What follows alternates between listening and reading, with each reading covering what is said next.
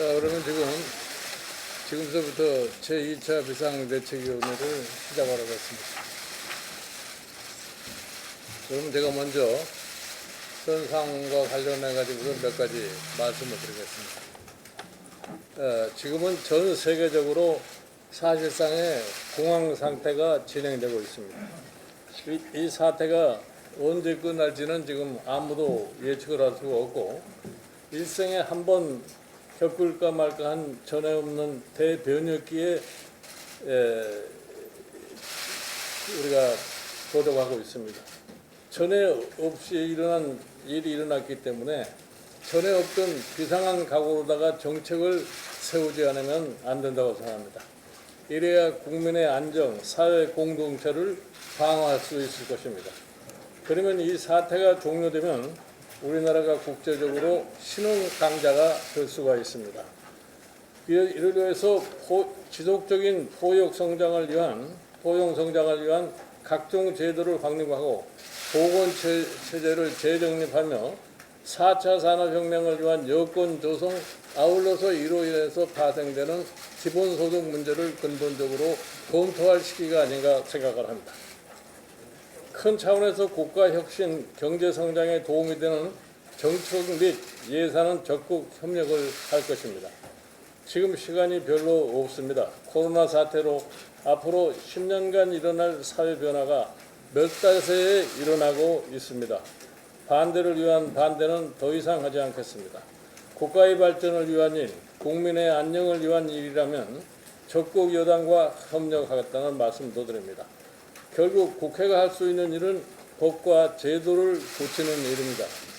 지금까지 개인 개별 제품이 되었던 K-팝, K-뷰티에서 국가 브랜드로 K-헬스케어를 정립할 절호화 기회가 되었습니다. 이를 수출하여 어려운 시기를 넘겨야 합니다. 우선 지금 대통령도 이야기한 비대면 진료를 포함한 디지털 뉴딜의 성공적 정착을 위한 입법 활동에 적극 협력을 할 것입니다. 지금 우리나라는 코로나 방역에서 다른 나라에 비해 일단은 성공하는 것으로 보입니다. 그러나 언제까지나 방역 성공만을 자랑하고 있을 수는 없습니다. 방역 성공의 대가로 자영업 및 소상공인들은 아주 초비상 사태에 놓여 있습니다. 이제는 경제가 돌아가야 합니다. 경제는 심리입니다. 국민들의 심리 방역이 필요할 때입니다.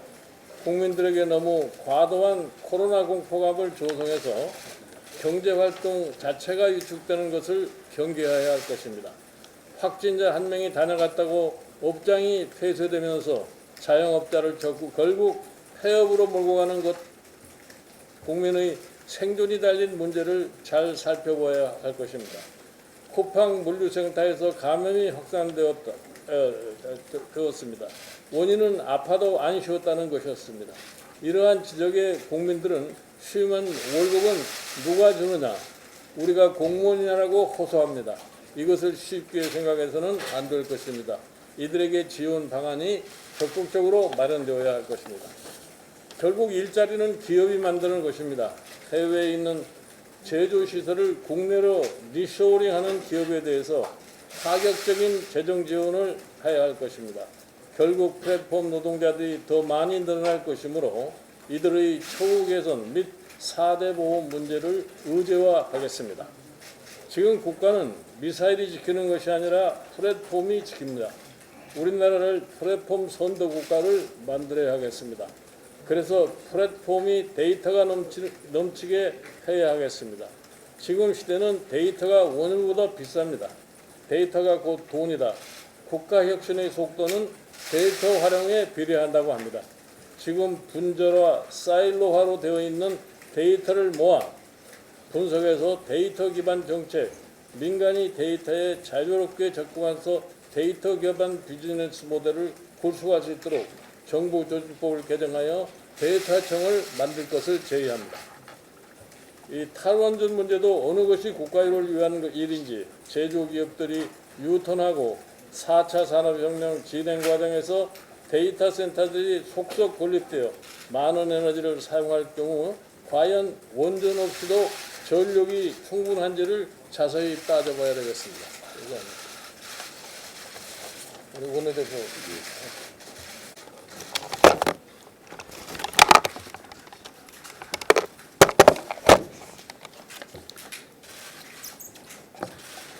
개원 협상 상황에 관해서 말씀드리겠습니다. 개원 협상은 양당이 각 당의 입장을 밝힌 상태에서 조금도 진척이 없는 그런 상황입니다. 민주당은 내일 6월 5일 하늘이 두 쪽이 나도 의장단을 선출하겠다고 하고 있습니다. 그 다음에 6월 8일은 전 상임위원장을 모두 가져갈 수도 있다고 사실상 급박에 가까운 협상 태도를 보이고 있습니다. 국회법에 6월 5일 날 의장단을 선출하도록 한 것은 훈시 규정임에도 불구하고 강행 규정이라고까지 국회 의사국을 압박하여까지 그런 해석에 동조하도록 하면서 무리수를 감행하고 있습니다. 1967년 7월 10일에 한 차례 단독 개원이 있은 이후로 50수년 만에 처음 이런 무도한 일을 하려고 하고 있습니다. 6월 5일 의장단 선출에 협의하면 상임위원장 배분은 협상할 수 있고 6월 5일 날 의장단 선출에 협조하지 않으면 18개 상임위원장을 모두 가져가겠다고 이야기하고 있습니다. 18개 상임위원장을 모두 가지고 가려면 국회의장으로 선출된 의장이 우리 당 의원들까지도 상임위를 강제 배정해야 되는 헌정사에 없는 폭거를 해야만 합니다. 과연 그렇게 갈 수 있을지, 그런 상황들을 국민들이 용서해 줄 수 있을지 지켜보겠습니다. 역사의 흐름을 뒤에 복귀해 보면 결정적인 순간들이 있습니다. 민주당이 내일 우리 당의 합의 없이 일방적으로 의장을 선출하고 상임위원장을 뽑는다면 민주당이 국민들로부터 버림받는 첫날이 될 것이라고 확신합니다. 모처럼 국민들이 요구하는 상생협치의 좋은 기회를 절대 헛되이 보내지 말기를 강력히 이야기를 합니다. 민주당의 일방적인 국회 운영은 국회를 망치고 삼권 분립의 원리를 훼손하고 국정을 망칠 뿐만 아니라 국론을 분열시키는 가장 나쁜 졸속, 폭정, 독재의 선전포고에 다름이 아닙니다. 지금이라도 늦지 않았습니다. 헌법의 삼권분립 원리, 지금까지 국회가 해오던 관례, 자신들이 야당일 때 요구했던 주장, 이런 것을 되돌아보고 우리 미래통합당과 협의하여 원만한 개원이 될 수 있도록 강력히 촉구합니다. 저희들은 협의에 의한 개원이 되고 나면 질병관리청 성격이라든지 추경에 관해서 적극적인 자세로 임할 준비가 되어 있습니다. 늘 총선에서 177석을 준 국민 민심을 이야기합니다마는 민심은 배를 띄우기도 하지만은 하루아침에 배를 뒤집을 수도 있다는 점을 잊지 말기 바랍니다. 우리 정책위원장 말씀하세요. 우리 비대위원님들 중에서 뭐 특별히 꼭 하고 싶은 말씀이 계신 분 말씀 주시죠.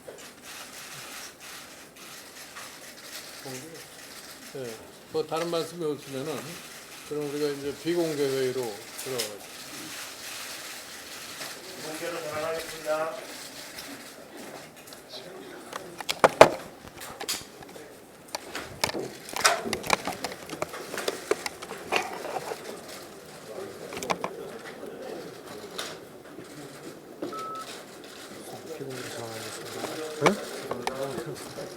네가 해.